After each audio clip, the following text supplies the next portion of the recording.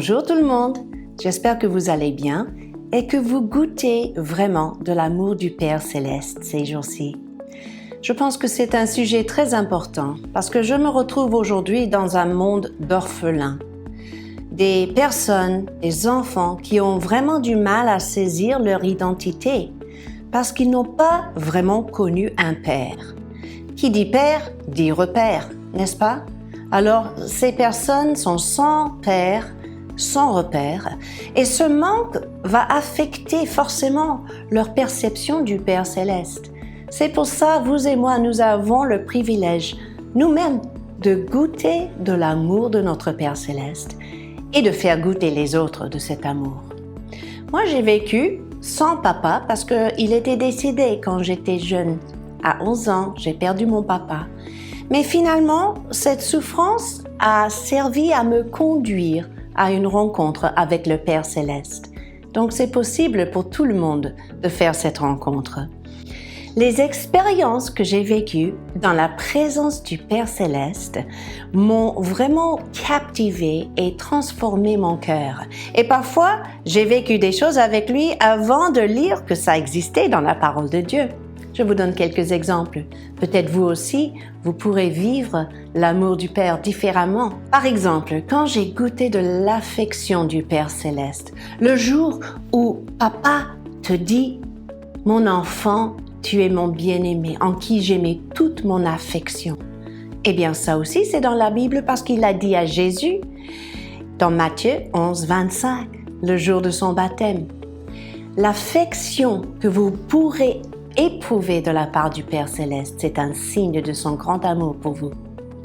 Autrement, quand vous vivez son acceptation, quand vous découvrez que c'est plus la peine d'essayer de se faire approuver ou valider, parce qu'il a déjà montré que vous êtes son bien-aimé, que vous êtes accepté, que vous êtes même choisi. Ce n'est pas vous qui avez choisi le Père, c'est lui qui est venu vous sélectionner et faire de vous son enfant bien-aimé.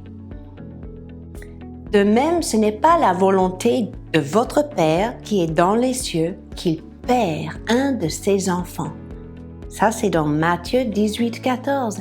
Et cela souligne à quel point il veille sur vous. Il veut absolument vous faire partie de sa famille.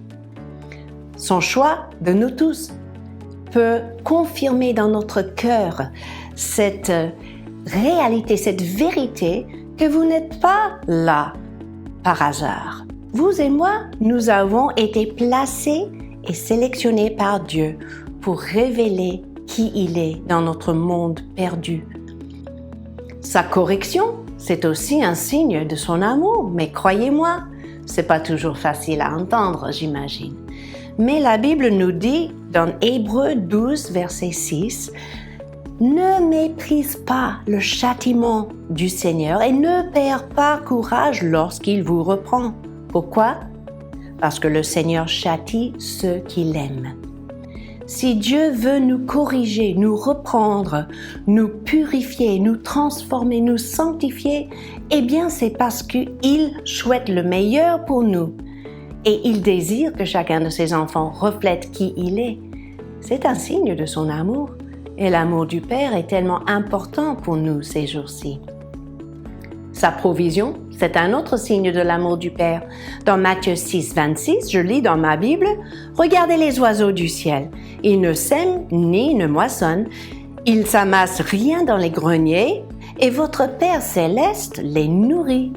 Ne valez-vous pas beaucoup plus qu'eux? » Mes amis, ne valez-vous beaucoup plus que les créatures dans la nature?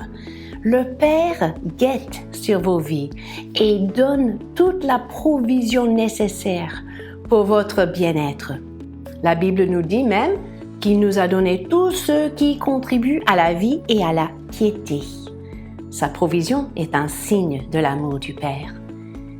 Aussi, sa protection. Imaginez les nombreuses fois où Dieu vous a protégé des maladies, des accidents, des malheurs.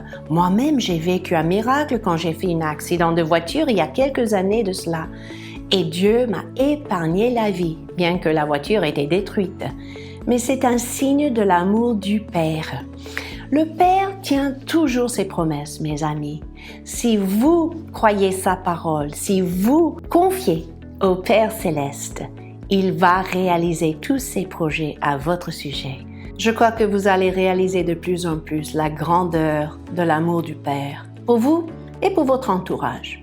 D'ailleurs, n'hésitez pas à partager cette vidéo, peut-être elle sera une bénédiction pour quelqu'un d'autre.